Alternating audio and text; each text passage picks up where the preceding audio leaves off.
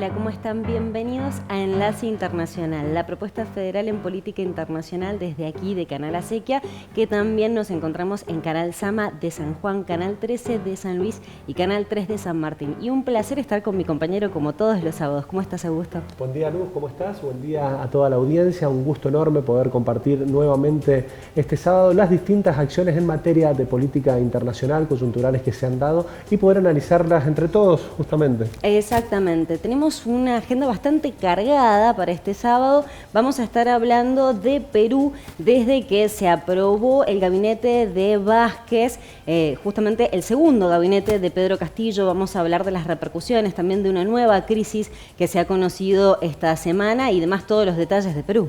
Totalmente, para eso lo vamos a trabajar en profundidad, pero también tenemos un tema que ha sido bisagra esta semana, que ha tenido mucha repercusión a nivel internacional, que son las elecciones de Nicaragua. Exactamente, nosotros la semana pasada lo comentábamos aquí, qué es lo que se esperaba. Bueno, justamente nada sorpresivo los resultados en cuanto a las elecciones del domingo.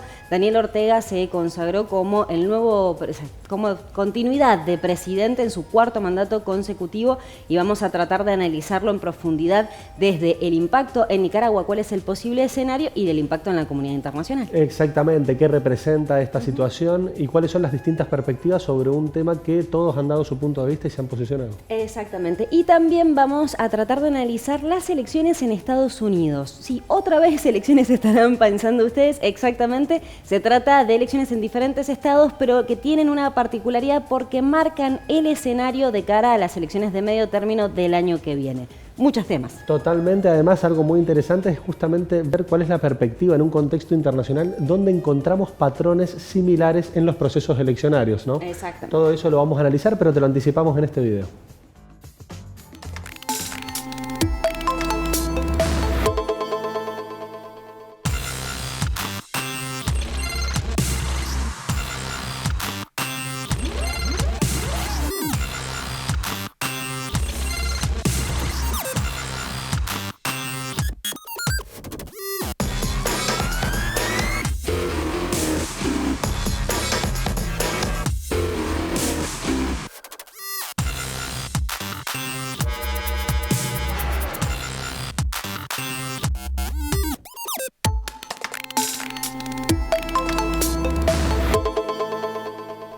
Como te anticipamos, queremos analizar la realidad que se está dando en Perú, estos cambios que se han dado en el gobierno y estas potenciales formaciones. Para esto tenemos una entrevista. Exactamente, ya tenemos en comunicación vía Skype a Jorge Luis Cruz, periodista que está en Perú, para que juntos podamos analizar tanto la aprobación del gabinete, el segundo gabinete de Pedro Castillo, esta nueva crisis, qué es lo que se viene, digamos, en proyección de Perú. Buenos días, Jorge Luis, ¿cómo estás? Hola, un gusto estar con ustedes nuevamente. Igualmente, Jorge Luis. Bueno, si te parece, vamos por partes, porque son varios aspectos que deberíamos estar analizando. Vamos directamente con la aprobación finalmente de Mirta Vázquez de su gabinete en el Congreso. Efectivamente, el Congreso le dio el voto de confianza, bastante ajustada la victoria, pero al fin y al cabo va a tener, digamos, un poco de gobernabilidad. Pero hay diferentes cuestiones a analizar. ¿Qué nos decís vos de esta votación en el Congreso? Bueno, le han dado un voto de confianza que en principio siempre es una buena noticia para un gobierno. Evidentemente cuentas con un mínimo respaldo, hay una luna de miel en donde el gabinete debería hacer planteamientos, propuestas macros sobre todo, ¿no? Este es un momento cuando hacen la aprobación del gabinete, le dan la confianza en que, sobre todo en un gobierno que inicia, ¿no? Aunque este es el segundo gabinete, es una cosa particular porque Guido Bellido ha durado poco tiempo. Es una oportunidad para que el gobierno presente las grandes líneas de lo que deberían ser los próximos 5 años, ¿no? Evidentemente, Mirta Vázquez tiene un estilo diferente al de Guido Bellido, ¿no? El problema es que la aprobación de este gabinete a Mirta Vázquez más bien le genera problemas, porque es un gabinete que ella no formó del todo. Claro.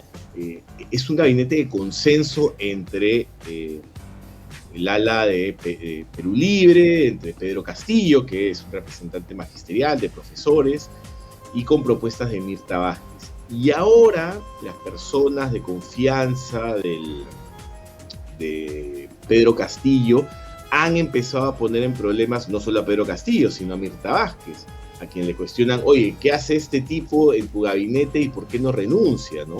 Estamos hablando del ministro de Transportes, el ministro Silva, el ministro Ayala, el ministro de Defensa, que ya están comprometiendo la gobernabilidad de este gobierno, que no tiene la agilidad para removerlos de sus cargos, ¿no? Claro. Bien. Jorge, en relación a lo que planteas, digamos, esta dificultosa gobernabilidad y lo que se prevé, ¿qué tan viable es esta gobernabilidad y qué le representa a la reactivación que el Perú necesita en materia económica para salir de este contexto de pandemia? A ver, en el Perú siempre vive en crisis política, con mayor o menor intensidad, pues como en todos los países, la política no es un elemento estabilizador, sino es un elemento desestabilizador en la sociedad o en el ánimo de la sociedad.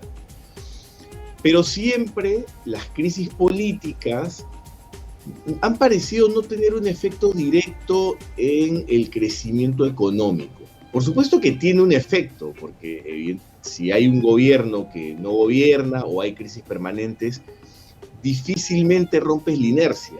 El Perú tiene una inercia de crecimiento. Se cayó con la pandemia, pero hemos vuelto a esa inercia. Es decir, inversiones que crecen a un ritmo estable, que no significan un salto cualitativo para el desarrollo del Perú. Seguimos siendo, después de 30 años de boom económico, un país exportador de material prima, sin una mayor industria sofisticada de absolutamente nada. Pero hay siempre un crecimiento.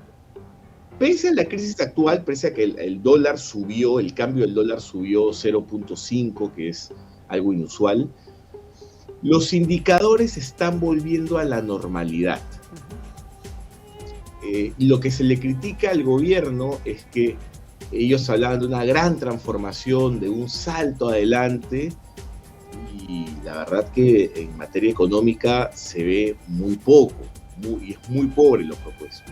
Se habla, por ejemplo, de una mayor tributación, pero una mayor tributación a quienes ya tributan, es el 30% de peruanos. El otro 70%, por distintas razones, vive en la informalidad y no está en un sistema legal de tributación, o en un sistema regular de tributación.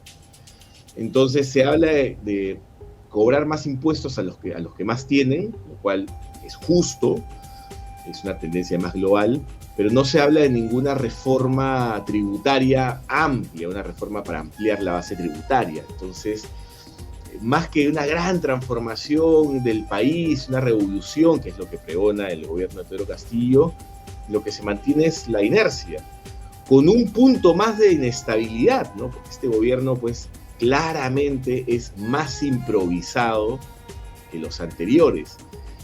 Y por más que las cifras por ahora son positivas, en el sentido de que hemos vuelto a crecer luego de la crisis económica generada por la pandemia, pues es difícil prever un escenario positivo con un gobierno tan improvisado y un gobierno que decididamente parece querer traerse abajo algunas reformas importantes. Hemos perdido la comunicación con Jorge Luis. Nos estaba comentando básicamente un poco del balance de Pedro Castillo en estos últimos 100 días en el marco de justamente lo que está pasando en materia económica, de que hay una cierta estabilidad económica. Volvió a crecer Perú, pero no así la estabilidad política. Así que creo que hemos retomado contacto. Jorge Luis, ¿nos escuchás?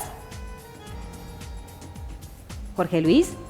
Hemos perdido claro. Bien, pero básicamente es muy interesante esto que plantea Jorge Luis en relación a lo que es la actualidad del Perú y esta lógica en la cual en el Perú siempre se está en conflicto en materia política. Exacto. Donde ahí se va generando una construcción donde él mismo plantea que hay una suerte de estabilización nueva, pero que por otro lado también está faltando una reactivación en relación a las promesas de campaña, sobre todo en materia económica y tributaria. Exactamente, que no ha propuesto una gran reforma tributaria. A ver, Jorge Luis, ¿nos escuchás? Sí, los escucho. Ahí está, perfecto, bien. Vamos a seguir entonces. Bien, ¿qué nos comentaba? Disculpen que acá, como en todos lados, la conexión de internet es traicionera. No hay problema. ¿Qué nos comentabas?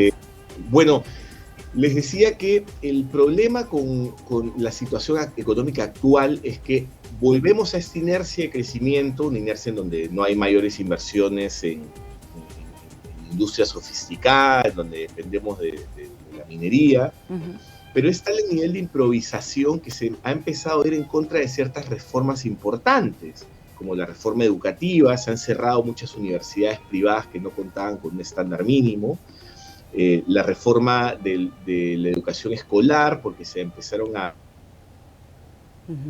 Bien, justo nos mencionaba, evidentemente estamos teniendo algunas dificultades sí, de conectividad. Estamos lejos, él está en Perú, nosotros aquí en Mendoza, pero bueno, estamos tratando de retomar nuevamente la comunicación. Como decíamos, estamos analizando el contexto actual de Perú en base a que se aprobó el gabinete de Mirta Vázquez la semana pasada, en una buena noticia se podría llegar a decir para cualquier gobierno, pero en un contexto de mucha inestabilidad de parte, digamos, de los mismos ministros. En cuanto a lo que es Mirta Vázquez, esto tiene que ver con el ministro de Defensa, que ha suscitado una nueva crisis en cuanto al tema de supuestamente las presiones que habría ejercido para que oficiales militares subieran. Bueno, todo este contexto. A ver, Jorge Luis, ¿estás? Sí, bien, ahora sí. Ahora sí. Bueno, les decía que este gobierno le suma un punto más a la inestabilidad por la improvisación. Claro. Y eso preocupa a los sectores económicos porque temen que el dólar no vuelva a bajar los niveles de antes, los niveles prepandemia, que esto sí genere un temor en las inversiones extranjeras y que esto sí empiece a afectar ya más decididamente la economía. Claro. Como les decía, el gobierno está yendo en contra de la reforma educativa, en contra de la reforma del transporte. El transporte en Lima es muy informal. Se inició una reforma para formalizarlo, para cortar la licencia de los pequeños buses que son bastante inseguros. Y el ministro de Transporte, el ministro Silva, se filtró una conversación con el gremio de transportes en donde dijo que iba a renovar las licencias por 10 años más. Es decir, 10 años más de combis. Acá el combi se le llama al pequeño transporte público, que además es privado, que no hay fiscalización, son automóviles en muy mal estado. Entonces uno ya imaginaría que con la reforma iniciada, pues estos vehículos deberían desaparecer. Claro. Y como son ministros gremiales, que vienen de los gremios, pues lo que hacen es negociar con ellos y darles mayor impulso. Y bueno, eso atende. Igual con el gremio de maestros, ¿no? Bueno, vamos a flexibilizar las evaluaciones a los profesores, pero si el Perú tiene problemas del nivel educativo, pues lo que debería hacer es impulsar las evaluaciones, no traérselas abajo, o no contratar a profesores que no pasan las evaluaciones. Pero bueno, y ahora a este tema se suma lo del ministro de Defensa. El presidente ha impulsado el ascenso de militares cajamarquinos que en principio no eran los que debían ser ascendidos, ¿no? Esto es una nueva crisis que además involucra al ejército. Bien. Jorge, en relación a esto que planteás en cuanto a los desafíos de brindar estabilidad interna para los sectores empresarios, ¿cómo lo ves en un mundo que está saliendo de este contexto de pandemia y que de hecho por ahí son los mismos desafíos que están teniendo grandes potencias en relación a poder reducir la inflación y a poder brindar estabilidad y tranquilidad a sectores empresarios para reactivar? ¿Cómo ves vos ese desafío en Perú? Complicado. A ver, este es un gobierno de izquierda y evidentemente lo que uno esperaría de un gobierno de este tipo es una mayor inversión pública, asegurar que los sistemas públicos sean de mejor calidad, que atender más a los trabajadores de todo tipo, al sector privado y el sector público, asegurarles mejores condiciones y en la medida de lo posible mejores sueldos. Eso es lo que uno espera de un gobierno de izquierda, un gasto público más decidido. El problema con Castillo es que uno no habla. Entonces, un presidente que no habla, pues no hay nada más cobarde que el dólar, que la inversión extranjera. Entonces, se necesitan ciertas señales positivas. El ministro de Economía, Pedro Franque, intenta traer algunos mensajes positivos, pero el presidente no habla. y cuando habla suele ser bastante errático. Ahora habla de aumentar el sueldo mínimo, sin ningún tipo de debate técnico, sin ninguna conversación, sin nada. Habla de vender el avión presidencial, que es un avión de 30 años.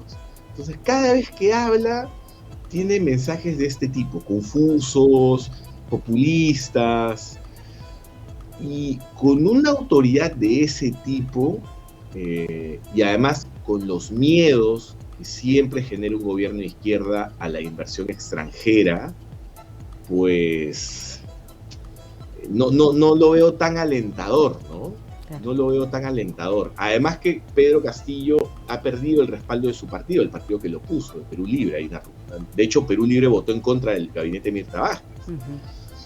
Y se habla, y cada vez la extrema derecha habla más de vacancia. Entonces, toda esta situación, la improvisación del gobierno, los mensajes erráticos, la ruptura de Pedro Castillo con su partido y ahora con parte del ejército, lo que hacen es abonar más a una situación de incertidumbre. Y eso podría desalentar, está de hecho desalentando, una recuperación de la inversión. Claro. Y en el mediano plazo, como les digo, en el mejor escenario creo que volvemos a la inercia, volver a crecer en un ritmo estable, pero lo que requiere una situación excepcional como la pandemia es un crecimiento mucho mayor, es traer decididamente más inversiones, generar una industria más sofisticada, ya no tanto en el largo plazo, sino ya pensar en el mediano plazo, ¿no? Claro. Y no vemos que el gobierno de Pedro Castillo tenga esa expertise o esté llamando a la gente idónea para ese shock de inversión que se necesita. Tal cual. Jorge Luis, ha sido un verdadero placer charlar con vos, como siempre, y seguramente te vamos a contactar a la brevedad para ver cómo sigue esta situación, esta incertidumbre, podríamos llegar a decir, en cuanto al gobierno de Pedro Castillo, que cumplió 100 días. Nada, yo como siempre feliz de conversar con ustedes y un saludo enorme a la comunidad peruana por allá. Gracias. Muchísimas gracias. Hablábamos con Jorge Luis Cruz, periodista desde Perú, que nos daba un panorama completo de la realidad que está viviendo este país en el marco de que se aprobó en el Congreso, obtuvo Mirta Vázquez el voto de confianza en cuanto a lo que es la gobernabilidad, pero esto no significa que haya una estabilidad política, sino que han ido suscitando diferentes acontecimientos de crisis política que podrían devenir en una vacancia eventualmente. Hay que ver qué pasa, cómo evoluciona y sobre todo tener en cuenta esto en un contexto en el cual son distintas las necesidades que se van generando, que se van planteando y todos los desafíos que plantea esta formación de gobierno. Vamos a estar analizándolos. Tal cual, pero ahora nos vamos a Estados Unidos. ¿Por qué? Porque vamos a analizar unas elecciones que se dieron la semana pasada en Estados Unidos. Ustedes se preguntarán, pero otra vez elecciones. Sí, Estados Unidos vive prácticamente en constante votación. En este caso, diferentes estados votaban para elegir quiénes iban a ser los gobernadores, los alcaldes. Pero había un estado en particular que era el que todos los ojos de Estados Unidos, y de hecho la comunidad internacional también puso justamente la atención, que fue en Virginia. ¿Por qué en Virginia? Porque básicamente ahí todo el mundo estaba atento de qué es lo que podía llegar a pasar de cara a las elecciones de medio término del año que viene. ¿Por qué? Porque Virginia es un bastión, digamos, que ha ido cambiando a lo largo de los años, pero en los últimos años ha estado apoyando a los demócratas. De hecho, Joe Biden el año pasado obtuvo 10 puntos de victoria sobre Donald Trump en las elecciones. Bueno, y de hecho Joe Biden se mostraba muy seguro de que iba a obtener justamente la gobernación, que digamos el candidato Terry McAuliffe, que era el candidato demócrata, iba a volver a ser gobernador, porque él fue de 2014 a 2018, pero esto no fue así y ganó el candidato republicano, un candidato que se llama Glenn Youngkin, que llamó mucho la atención. No era muy conocido y en un contexto en el cual es interesante ver el rol de estos estados pendulares que se les llaman justamente a aquellos estados que terminan definiendo elecciones presidenciales porque no son ni rojos ni azules, ni demócratas, ni demócratas ni republicanos, sino que van mutando. Y algo interesante acá también es analizarlo en perspectiva internacional, donde vemos esta constante que se está dando, donde los oficialismos están perdiendo a nivel global. Sí. Lo vimos en Alemania, hemos visto distintas acciones las cuales van llevando a esta realidad y también viendo lo que puede ser la previa de las elecciones intermedias del año que viene para un gobierno de Joe Biden que está muy abocado en lo que es la gestión política interna y que le ha costado poder abocarse a lo que es la gestión externa y también a redefinir los roles como el propio de Kamala Harris. Exactamente. La cuestión es que también, de hecho, algunos analistas planteaban qué es lo que podía llegar a haber, digamos, qué es lo que podría haber causado esta debacle del Partido Demócrata en este estado de Virginia. Bueno, algunos planteaban, uno, por la mala imagen de Joe Biden en los últimos meses, en las últimas semanas puntualmente, después de la derrota de Afganistán, eso señalaban que podía ser. Por otro lado, hablaban de la misma crisis dentro de lo que es el Partido Demócrata entre progresistas y moderados que no aprobaban las diferentes leyes que propuso Joe Biden en el plan de Build Back Better, construir América de nuevo, que no se aprobaba por justamente esta pugna entre las dos partes, los progresistas y los moderados. Y por otro lado, también se le, digamos, adjudica esta derrota al Partido Demócrata porque el candidato, que es el candidato demócrata, trató de, en su campaña, digamos, versar toda su campaña en contra de Donald Trump. Entonces dice que lo que no, digamos, no funcionó, puntualizar la campaña en contra de Donald Trump y tratar de generar que Glenn Youngkin era como un nuevo Donald Trump con chaleco de lana. Eso es lo que él decía. Entonces, lo que están apuntando es a tener en cuenta estos resultados de cara a las elecciones del año que viene para generar estrategias y poder remontar los resultados. ¿Por qué? Porque el Partido Demócrata, si pierde las elecciones del año que viene, pierde las mayorías, estrechas mayorías que tiene, y se le va a perjudicar gravemente la agenda legislativa. La capacidad de gestión también a un Joe Biden que necesita de ese apoyo. Exacto. Legislativo. Además también interpretar e entender estos matices que va dejando estos procesos electorales en el sentido de que las campañas de vacunación no han sido una herramienta electoral. No. Efectivamente no han acompañado en esos resultados. El caso de Chile, que en Chile se le reconoce algunas gestiones positivas en materia de vacunación en cuanto a velocidad y vemos que el gobierno de Sebastián Piñera se termina retirando con una imagen por debajo de 10 puntos. Sí, sí, igual también eso señalaban, que ya la pandemia no es un determinante de los resultados. La pandemia en general, porque ya la gente sigue, digamos, preocupándose más por lo que es inflación, corrupción, reactivación económica. Exactamente, y dejó de lado la pandemia. Tal cual. Sí, es bastante importante. Y un datito importante a tener en cuenta en cuanto a lo que es el contexto de Estados Unidos es que finalmente el viernes se aprobó esta ley que sería la parte de infraestructura, este plan de inversión multimillonario propuesto por Joe Biden, que es el plan de infraestructura, que implica una inversión de 1.2 billones de dólares para mejorar carreteras, vías, autopistas y demás. Bien, la verdad que interesante el proceso que viene, justamente cómo se está empezando a dar esta discusión en la previa de lo que van a ser las elecciones intermedias del año que viene y ver también cómo reconducen o cómo reorganiza Joe Biden y su estructura esta gestión, la cual ha sido compleja porque los efectos de la pandemia se están sintiendo muy fuertes. Eso es cierto, así que bueno, vamos a ver cuál es la estrategia que elabora Joe Biden de cara a las elecciones del año que viene porque son muy importantes de cara también a su gobernabilidad. Totalmente, pero bueno, ahora no te vayas que en el próximo bloque tenemos un tema y una entrevista en profundidad que te va a interesar muchísimo.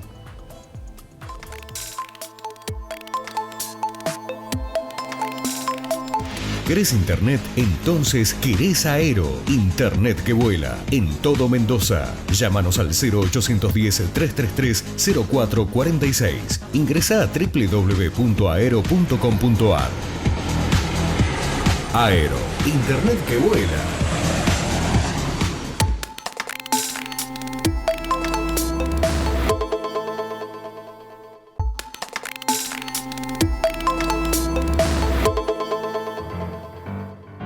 Continuamos en Enlace Internacional y como habíamos anticipado vamos a analizar las elecciones en Nicaragua, las elecciones del domingo, que como bien decíamos al principio del programa, no fueron resultados que sorprendieran en cuanto a que Daniel Ortega obtuviera la reelección por un cuarto mandato consecutivo y la comunidad internacional directamente desconociera los resultados, ¿no, Augusto? Exactamente, y para esto estamos en contacto con Luis Galeano, él es periodista nicaragüense, exiliado, radicado en Miami desde 2018, para tener su perspectiva, su interpretación en base a esta actualidad, a estos datos, a estos relevamientos que está arrojando Nicaragua. Buen día, Luis, ¿cómo estás? Saludos, Luz, saludos, Augusto. Un placer estar con ustedes y con su audiencia. acá estamos para servirles. Muchísimas gracias. Bueno, básicamente, si nos podés introducir en relación a lo que ha sido este proceso electoral, que ha estado en la vista de la comunidad internacional, que ha tenido bastantes rechazos, bastantes repudios, sobre todo a nivel estructural, por lo que ha representado esta elección por plantearlo desde alguna manera, esta elección de Daniel Ortega. Bueno, en primer lugar, no ha habido ninguna elección. Claro. Ortega ha hecho una opereta muy barata que tiene que ver con no solamente el acto del domingo, sino todo el desmantelamiento institucional que ha hecho en el país desde antes del 2018 y con más fuerza después del 2018, cuando ha emprendido una represión brutal en contra de la población que pedía cambios de manera pacífica y cívica, y que llegó hasta este momento en el que él, a través de la represión, a través del aplastamiento de las libertades y las protestas en Nicaragua, trajo a la fuerza ese cambio o ese pedido de cambio de la población hasta 2021, que era el año en el que la Constitución establece que hay elecciones. Sin embargo, Ortega, sabido de que está perdido, de que la mayoría de la población lo detesta y que no lo quiere más en el poder, vino eliminando partidos políticos opositores, hizo todo para que la oposición desde dentro también se fracturara, descabezó a los partidos, encarceló a 7 precandidatos y por tanto no hubo ninguna elección. Ortega compitió contra él mismo y eso no es ninguna elección, él cumplió con un procedimiento, una formalidad para mantenerse en el poder por la violencia y violando flagrantemente las normas y las leyes nacionales e internacionales, porque hay que ver que Ortega hizo caso omiso a los llamamientos de la OEA, de la Unión Europea, de Estados Unidos, sobre darle la oportunidad a los nicaragüenses de unas elecciones libres y transparentes. Luis, y también vimos que en base a lo que fue este proceso el domingo, distintos observatorios, digamos, independientes, daban cuenta de que un 80% de la población no fue a votar, es decir, un abstencionismo de 80% en contra de lo que anunciaba el gobierno a través del Consejo Supremo Electoral, que decía que más del 65%. Pero la pregunta es, ¿cómo conocer la situación y el tema social, el ánimo social, cómo están los nicaragüenses en base a esta situación? Mira, el pueblo de Nicaragua, a través de esa actitud de quedarse en su casa y no salir a hacerle la fotografía a Ortega para que le sirviese y dijese él que había una fila de gente, una masividad en la participación, es una manera de manifestarse. Ojo que el pueblo salió desde el 2018 a las calles de manera masiva, en marchas multitudinarias, pero imposibilitado de seguir haciendo eso, porque las balas, la represión, la violencia, la muerte y el luto se lo impidió. El pueblo de Nicaragua le dice con su actitud: no creemos en esto, no te queremos más. Una manera de manifestarse. Y el resultado, por lo menos anímico de la gente, es: no nos prestamos a esto. Esa es la parte positiva. La parte negativa es que Ortega está ahí y que Ortega se mantiene en el poder y que Ortega va a seguir ahí y el pueblo imposibilitado de sacarlo de ahí, porque Nicaragua ya tuvo sangre, ya tuvo violencia, ya tuvo guerra en el pasado y no quiere repetirlo. El problema es qué va a hacer la comunidad internacional para ayudar a ese pueblo sufrido de Nicaragua. Ese es el llamamiento que hay desde Nicaragua, que es un grito que lo ha pegado con todas sus fuerzas el domingo. Lo hizo en Nicaragua, quedándose en su casa la mayoría, y lo hizo desde el exterior la diáspora nicaragüense, la comunidad nicaragüense en el exilio, que marcharon en Madrid, que marcharon en todas partes de España, en Estados Unidos, en Canadá, en Costa Rica, y donde estaba un nicaragüense que sentía que tenía que levantar su bandera y alzar su voz, lo hizo. ¿Qué va a hacer la comunidad internacional? Hoy, esa reunión de la OEA, esa Asamblea General, en el que hoy jueves se toca el tema de Nicaragua como agenda, ¿qué van a hacer aparte de un enunciado amenazante para que Ortega reflexione? Esa es una gran pregunta. ¿Y qué van a hacer países como el suyo, en donde por no meterse, entre comillas, en asuntos de otros países, se vuelven cómplices de una dictadura, como lo hace México también? Es una cosa en la que la comunidad internacional queda debiendo, y la Carta Democrática y la OEA queda en cuestión también. Luis, en 2018, como comentaba, se dieron varias discusiones, se dieron varias manifestaciones masivas, hubo un rol activo por parte del arzobispado en los diálogos, organismos internacionales intervinieron. Esas instancias se han agotado en este momento. ¿Vos creés que se podría llegar a dar un nuevo diálogo o entendés que ya hay que todo tipo de diálogo ya está vencido? El problema es que Ortega es un marrullero, ¿no? Ortega, cuando se encuentra en un sin salida, monta un acto de apariencia, de retroceder en sus posiciones que son siempre drásticas y al filo de la navaja, y entonces le hace creer a la gente que está dando, cuando en realidad lo que está haciendo es reorganizándose para seguir en su avanzada autoritaria, en su deriva autoritaria. Yo no creo en ningún diálogo con Daniel Ortega, porque Ortega cada vez que se ha sentado en un diálogo ha firmado pero no cumple. Ha dicho que hay que platicar, pero platicar para establecer las condiciones que le favorecen a él. Y no entiende que del otro lado está una población que ya le dijo de manera clara desde el 2018 y ahora con esta enorme abstención, no te queremos más en el poder, y por tanto no se puede confiar en un diálogo con Ortega. Él marrulla y marrulla para salirse con la suya.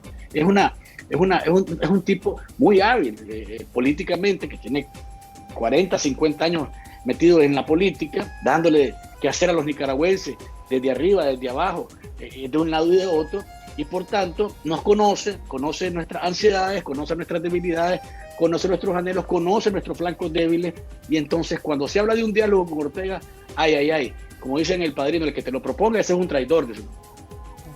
Luis, y esta semana se aprobó en el Congreso de Estados Unidos y Joe Biden promulgó la ley Renacer, en el sentido de que lo que hace es habilitar nuevas sanciones en contra de Nicaragua, en contra de diferentes ejecutivos, en el marco justamente del desconocimiento de estas elecciones, y hasta inclusive se habla de la posibilidad de retirar a Nicaragua de este tratado de libre comercio con Centroamérica. Pero te consulto, ¿cómo afectaría, digamos, que se apliquen estas sanciones al pueblo de Nicaragua?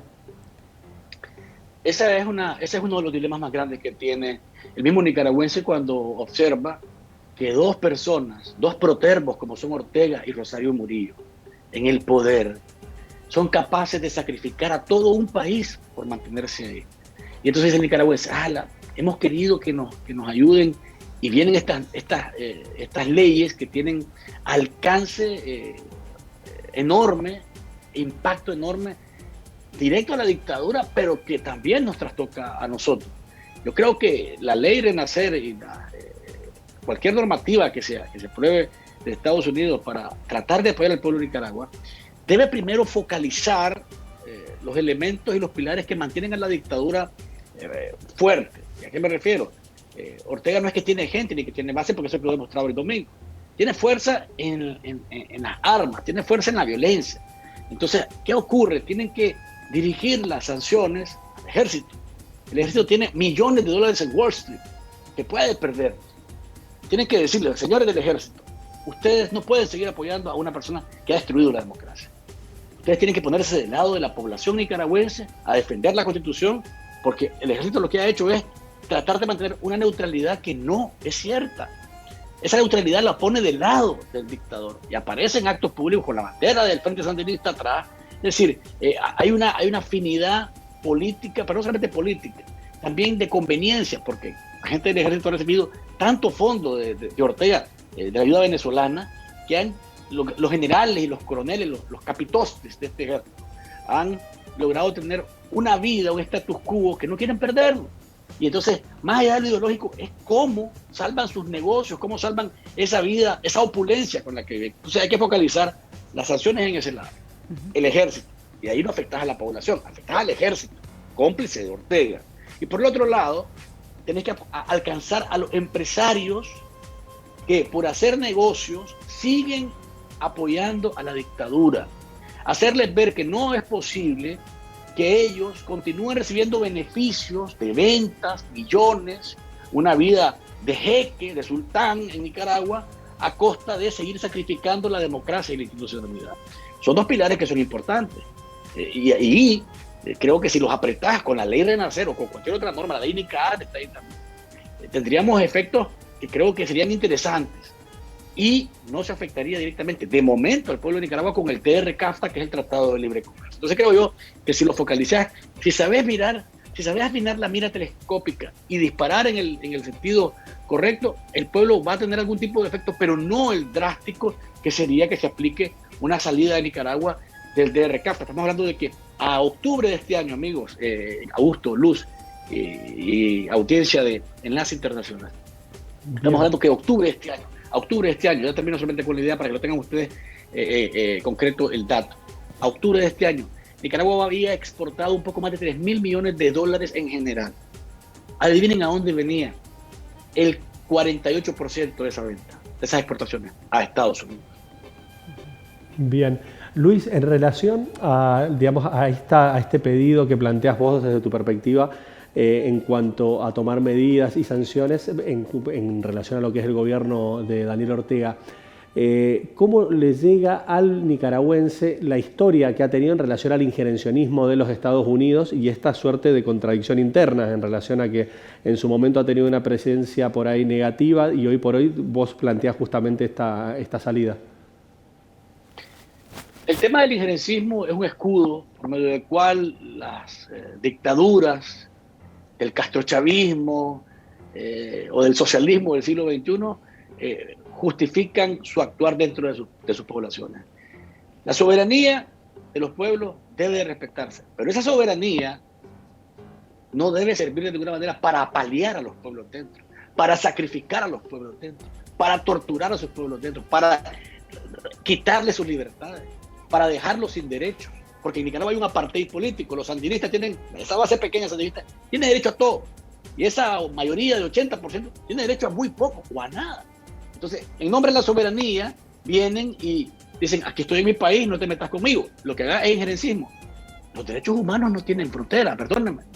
Y los derechos humanos no son asuntos de injerencismo, son asuntos de defender vidas, libertades y dignidades. Y eso el pueblo de Nicaragua ha sido mancillado. Y Ortega, Maduro, Díaz-Canel y estos fantoches de la izquierda, entre comillas, porque la izquierda son una mafia internacional que gobierna y que está conectada para mantenerse en el poder. Esto en nombre de la injerencia, o en contra de la injerencia, o en contra de la injerencia, agarran y destruyen, hacen añicos los derechos humanos de sus poblaciones.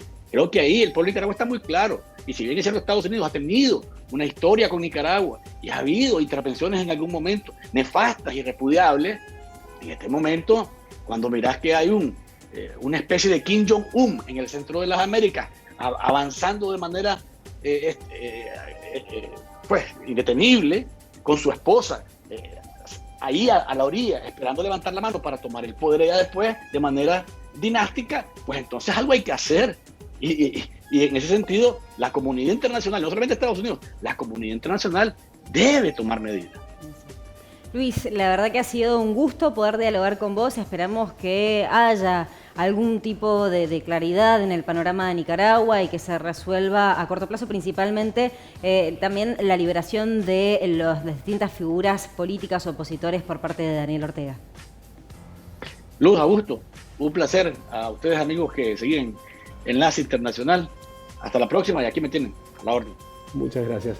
Estamos en diálogo con Luis Galeano, justamente, bueno, dándonos una perspectiva personal de su experiencia, desde su situación, para poder entender la lógica que él ha vivido en relación a este proceso electoral. Exacto. Luis Galeano está radicado en Miami desde diciembre de 2018, está allí exiliado, digamos, justamente porque, bueno, él es director, digamos, es periodista desde hace más de 20 años y lo que él denunciaba es una persecución por parte de Daniel Ortega después de las protestas de abril de 2018, como una gran cantidad de personas, que se habla de más de 60.000 personas que se exiliaron en el marco de estas protestas que ocurrieron en 2018. Y nos contaba desde su perspectiva la situación que se ha vivido y justamente la reacción que hay, digamos, en contra de desconocer los resultados por parte, digamos, de estas no elecciones, se podría llegar a decir. Totalmente, totalmente. Vamos a seguirlo trabajando también por lo que representa. Por ahí son temas delicados, se toman posicionamientos personales en relación a las experiencias y es interesante tratar de deconstruir la información para ponértela a disposición. Seguimos en el tema de lo que es Nicaragua. Vamos a ir ahora a la segunda entrevista en el marco de justamente lo que ocurrió en Nicaragua, esta reelección o cuarto mandato consecutivo de Daniel Ortega, para lo cual ya tenemos también en comunicación vía Skype a Gonzalo Carriones, es el director del colectivo de derechos humanos Nicaragua Nunca Más, exiliado en Costa Rica. Buen día, ¿cómo le va, Gonzalo? Buen día, un gusto, un placer conversar con ustedes y saludo a los que nos escuchan o nos ven. Gracias, igualmente. Bueno, Gonzalo, nos gustaría conocer su perspectiva en base a lo que ha ocurrido este domingo en cuanto a un nuevo mandato, un cuarto mandato consecutivo de Daniel Ortega. ¿Cómo lo han visto ustedes a esta reelección? Bueno, este domingo 7 de noviembre, recién pasado, se consumó un absoluto fraude que ya estaba en desarrollo en los últimos años y particularmente al finalizar el año 2020 e inicio de 2021, en el que se conoce como un año electoral. Fue un año de un proceso que se estructuró un verdadero fraude para la pretensión de la familia Ortega Murillo de perpetuarse en el poder, al menos de imponerse para ese cuarto mandato, un cuarto mandato que carece de completa legitimidad, que se demuestra con la desolación de las calles, de los barrios, de las comunidades, de las principales ciudades, de los centros de votación.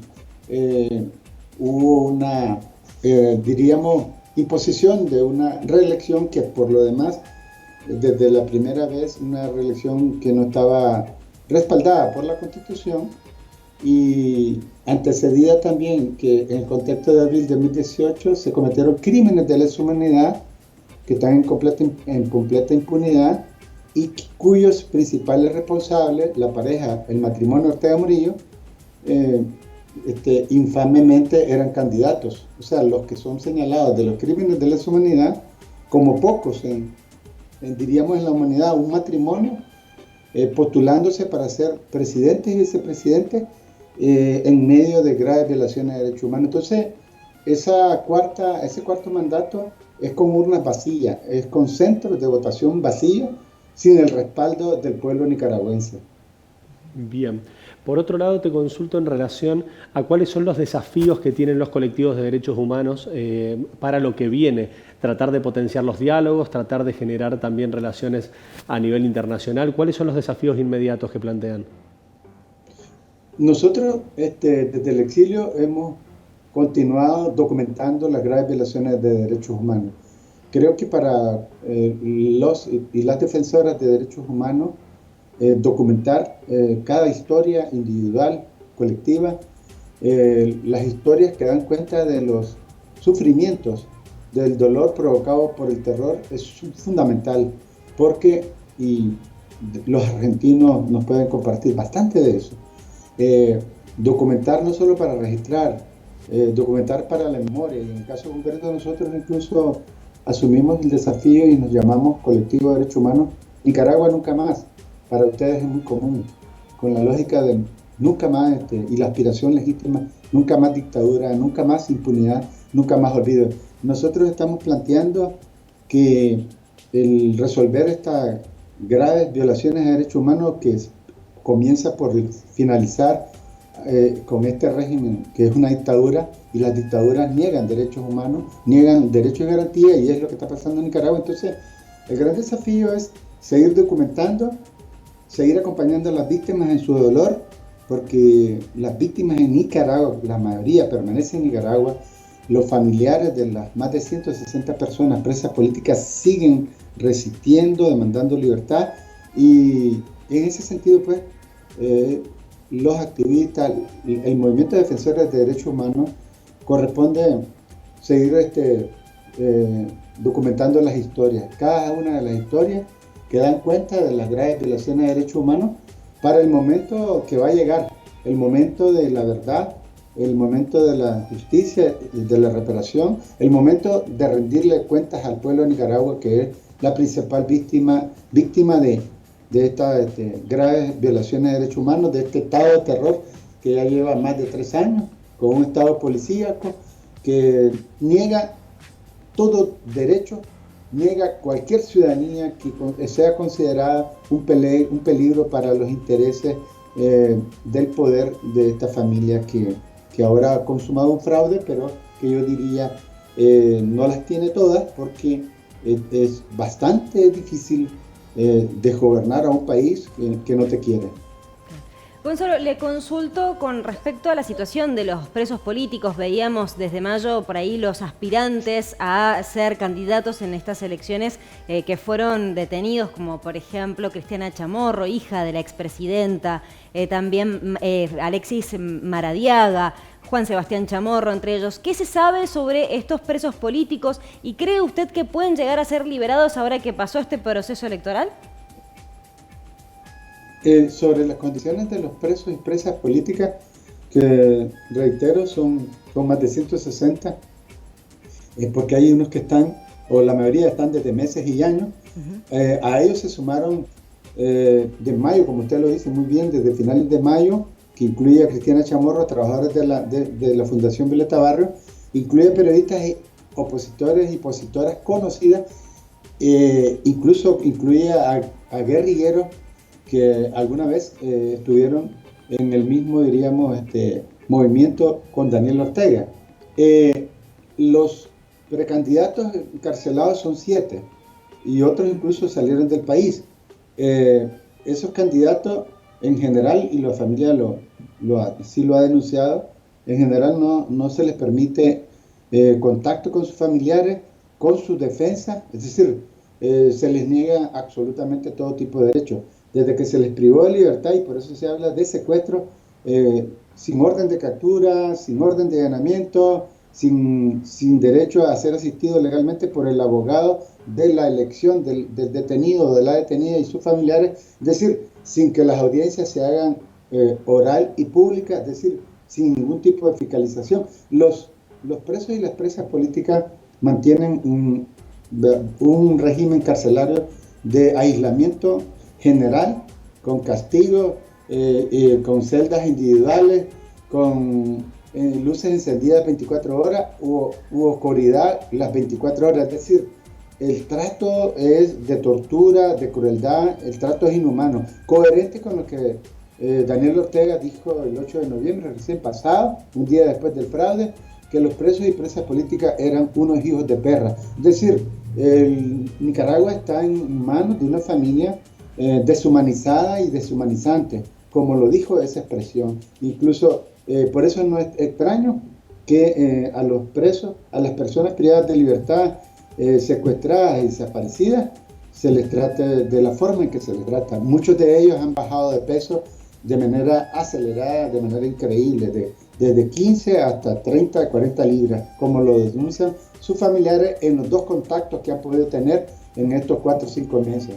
Claro. Bueno, Gonzalo, estamos atentos a ver qué es lo que ocurre allí en Nicaragua y, por supuesto, seguramente vamos a estar contactándolo para conocer las novedades y seguir analizando el panorama de cara justamente a cuál es el posible escenario. Abrazo, le agradezco que esté pendiente por Nicaragua y la solidaridad, el cariño universal para los pueblos que luchan por su libertad es imprescindible. Les abrazo y les agradezco en nombre de Colectivo de Derechos Humanos Nicaragua Nunca Más. Muchísimas gracias. Hablábamos entonces con Gonzalo Carrión, director del Colectivo de Derechos Humanos Nicaragua Nunca Más, que está radicado en Costa Rica, también exiliado, para contarnos justamente la perspectiva en materia de derechos humanos, justamente en base a la experiencia de lo que está pasando con los presos políticos principalmente. Exacto, bueno, con números reales en relación a los relevamientos. Interesante esta perspectiva en relación a lo que tienen por delante, que es seguir documentando y tratando de sostener las estructuras justamente en relación a lo que es la experiencia de lo que se está viviendo. Exactamente, así que bueno, ha sido interesante poder tener dos perspectivas similares y diferentes a la vez en base a la situación que está viviendo Nicaragua, y por supuesto nosotros vamos a seguir atentos a qué es lo que ocurre en este país, también de cara en lo que es el próximo escenario, qué es lo que puede llegar a pasar en cuanto a la reacción de la comunidad internacional y demás, así que vamos a seguirlo justamente minuto a minuto. Pero ahora vamos a un breve corte y en el próximo bloque no te pierdas el segmento de medio ambiente, que vamos a hacer una suerte de análisis económico de la COP26 y además una película imperdible. Ya volvemos.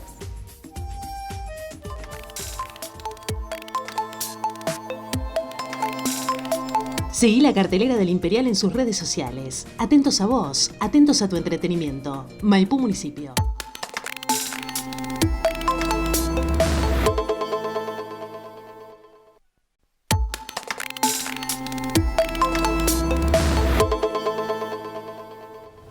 Continuamos con Enlace Internacional y como todas las semanas tenemos este espacio de medio ambiente en el cual queremos tratar de controlar un poco la actualidad, las distintas acciones. En esta ocasión estamos en contacto con José Vargas, él es economista, porque queríamos trabajar lo que ha dejado en materia económica lo que ha sido la COP26. Para esto le decimos buen día, José, ¿cómo te va? Buen día, un gusto estar con ustedes.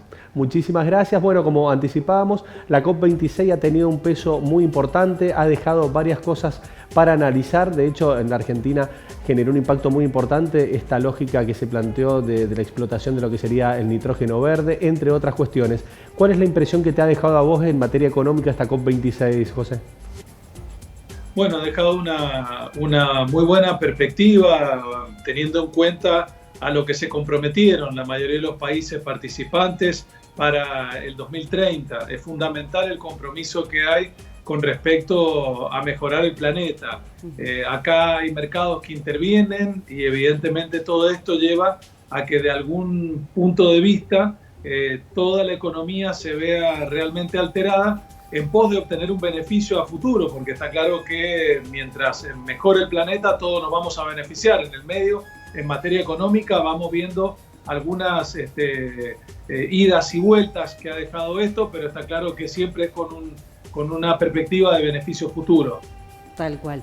Y José, porque había distintos puntos que claramente, como vos señalás, afectan a la economía y uno tiene que ver que, digamos, ha sido bastante cuestionado o consultado también por los diferentes analistas, era uno de los compromisos de reducir, o sea, en realidad de eliminar el uso y la producción del carbón. ¿Cómo crees vos que impactaría en la economía global si se lograra esta eliminación del carbón? Bueno, sabemos que esto en principio, más allá de las intenciones, no se va a hacer de la noche a la mañana. Seguramente más allá del compromiso va a haber un proceso en cuanto al recambio de las energías a nivel mundial. Hay un compromiso de las principales potencias mundiales de irlo reduciendo al uso del carbón mucho más rápido, y está claro que a más largo plazo se les va a permitir a los países más pobres ir reduciendo la utilización del carbón. En el medio vamos a ir viendo un proceso donde sabemos que existe un mercado del carbón, y en este mercado del carbón lo que se va a ir permitiendo por ahora es que los países que vayan reduciendo la utilización del carbón van a poder de alguna manera participar de un mercado donde de alguna forma el que quiera utilizar más carbón en este mercado va a tener que pagarle un plus a los mercados dentro del mercado, mejor dicho, a los jugadores que ya están reduciendo la utilización, para ir equiparando y de a poco ir manteniendo, ir reduciendo de alguna manera la utilización del carbón a nivel mundial. Lo importante de todo esto, más allá del compromiso, es que se ha puesto en claro que algunos países van a ir más rápido y a los pobres se les va a exigir un poco menos, por lo menos en el corto plazo. Claro.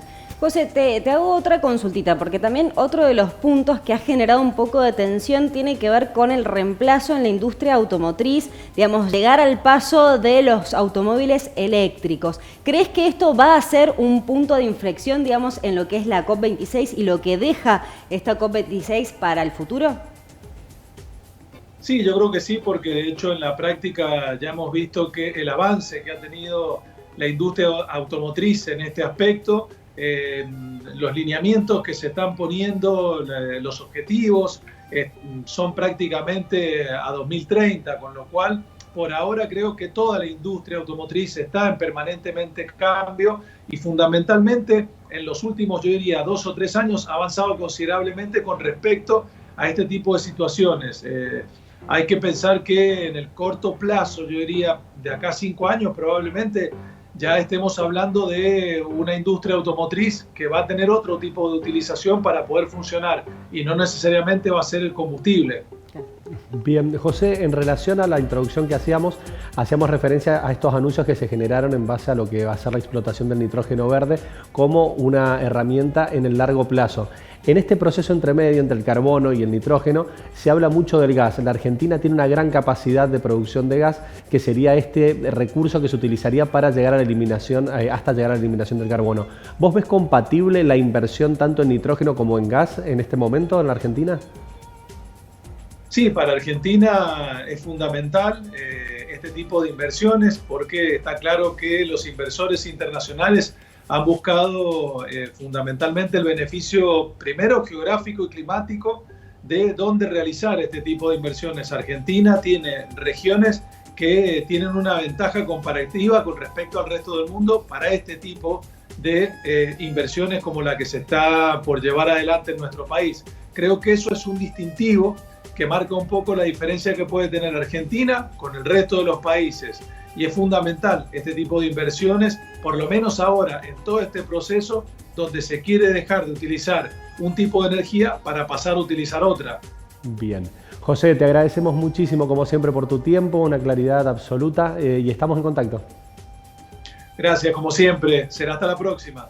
Con nosotros José Vargas, director de la consultora Evaluecom, dándonos una perspectiva integral sobre todo lo que ha representado en materia, o las repercusiones que han representado en materia económica en lo que fue la COP26. Exactamente, como siempre es un placer dialogar con José Vargas, que ya es amigo de la casa. Así que bueno, seguramente en corto plazo lo vamos a estar llamando nuevamente para analizar otros aspectos económicos del medio ambiente, ¿por qué no? Pero ahora pasamos a otra parte de este bloque que tiene que ver con el segmento cultural. Y en esta ocasión hemos traído un documental muy interesante relacionado con lo que analizábamos en el bloque número 2 en cuanto a Nicaragua, las elecciones en Nicaragua, en este contexto de cómo la comunidad internacional, más de 40 países, han directamente desconocido los resultados en cuanto a Daniel Ortega, que se fue reelecto por un 4º mandato consecutivo. Y en esta ocasión el documental se llama Nicaragua, Patria Libre para Vivir. Es un documental del director que además es, bueno, periodista, poeta, tiene un doctorado especializado en lo que es revolución sandinista, Daniel Rodríguez Moya. Estamos viendo las imágenes del documental en este momento y que se trata puntualmente del contexto después de abril de 2018, que fueron las masivas protestas en contra de Daniel Ortega, en donde se pedía la renuncia. Y la particularidad de este documental, son 2 horas más o menos de documental, que tiene que, básicamente, Daniel Rodríguez Moya lo que va haciendo es recopilar diferentes testimonios, va haciendo diferentes entrevistas, más de 40 entrevistas a diferentes líderes de lo que fue la revolución sandinista en su momento en 1979. Entonces, se encuentran testimonios muy valiosos, como por ejemplo el del poeta, también sandinista, y bueno, sacerdote Ernesto Cardenal. También entrevistó en su momento a quien era el obispo auxiliar de Managua, Silvio Báez, así como diferentes activistas estudiantiles, como por ejemplo el Esther Alemán, el joven que se hizo famoso cuando apareció en los diferentes videos increpando a Daniel Ortega, que en estos momentos, de hecho, está preso desde julio de 2021, está preso por el régimen de Daniel Ortega. Entonces, es valioso porque va recopilando diferentes testimonios de personas que participaron en la revolución sandinista en el 79 y de los que piden ahora la renuncia de Daniel Ortega. Algo también que generó un aporte en relación a lo que es la riqueza de este trabajo es justamente el relevamiento en relación a la historia reciente de Nicaragua, un país que ha tenido presencia de un injerencionismo permanente en su historia, y el aporte desde una perspectiva individual de este director, el cual pone a disposición para que se puedan tener en cuenta cuál es el proceso para llegar a esta actualidad, a esta realidad. Exactamente. De hecho, por ejemplo, en el documental vemos imágenes que, digamos, contraponen lo que fue la revolución sandinista en el 79 y lo que fue este, digamos, intento de revolución, estas masivas manifestaciones que pedían la renuncia de Daniel Ortega, que habían empezado como manifestaciones más bien pacíficas, tratando de que Daniel Ortega diera marcha atrás con una serie de reformas previsionales. Después terminan siendo una marcha, digamos, masiva, en donde se pide la renuncia de Daniel Ortega. Bueno, estas marchas al final no tuvieron su fruto, lo que determinó, bueno, 328 personas fallecieron según la Comisión Interamericana de Derechos Humanos, producto de lo que fue la represión, y según, digamos, diferentes organismos independientes, la cifra es mayor. Daniel Ortega en ese momento lo catalogó como un intento de golpe de Estado. Sí, exactamente. Así que te ponemos a disposición este trabajo para que puedas, con perspectiva, consultando otros materiales también, tener una visión y testimonios principalmente. Creo que ahí hay un punto importantísimo en relación a que son testimonios que se han ido sacando en su momento, alrededor de 40 entrevistas, las cuales te pueden contar en primera persona cuál ha sido el proceso por el cual hoy Nicaragua se encuentra en esta situación. Exactamente, y lo valioso de esto también de que estas entrevistas, muchos personajes que participaron en la revolución y que ahora estaban en contra de Daniel Ortega, acusándolo de haberse convertido en lo que él combatió, porque Daniel Ortega de hecho fue una de las personas que participó en la revolución contra los Somoza. De hecho, tener en cuenta que hay un concepto que ha surgido en estas épocas, que para ser sandinista hay que ir en contra del gobierno de Daniel Ortega. Ese es un concepto que han planteado varios compañeros de lucha de su momento, sobre todo en los 80. Exactamente, así que bueno, es una muy buena propuesta para que entender un poco el contexto de lo que se está viviendo en Nicaragua, porque si bien justamente ocurre en el contexto 4 meses después de estas protestas, se entiende un poco de qué es lo que reclaman actualmente en Nicaragua y un poco del tema de la reelección de Daniel Ortega. Bueno, ahora antes de irnos, contanos cuál es el outfit que te han propuesto para hoy. Divino el outfit que me ha dado el atelier Ellen Hansen para este programa, me encanta. Tengo botas de cuero ecológico, preciosas blancas que combinan perfecto con el outfit y ahí la cámara me acompaña. Van a empezar a ver, miren, este blanco sí, es divino y es un vestido de lino 100% natural, blanco, pero acá aparece el detalle con el gris arriba. Me encanta esta combinación, el detalle del bolsillo de los palets, divino el cuello. Me encanta, ideal para estos días en donde no sabes qué ponerte, estás ahí que está frío, que hace calor. Bueno, ideal este look y todo lo que tienen en el atelier. También el anillo es del atelier Ellen Hansen. Recuerden que el atelier tiene un verdadero compromiso con el cuidado del medio ambiente, por lo que trabajan moda responsable, sustentable y además unos diseños únicos y exclusivos. Vayan a San Lorenzo 576, Ciudad de Mendoza, que las van a estar esperando. Te agradecemos habernos acompañado en esta hora de política internacional, de construcción de la información coyuntural, esta propuesta federal que generamos todas las semanas. Te agradecemos tanto en Canal Sama en San Juan, en Canal 13 en San Luis, en Canal 3 en San Martín y en casa, Canal Acequia. Nos encontramos la semana que viene. Chau, chau.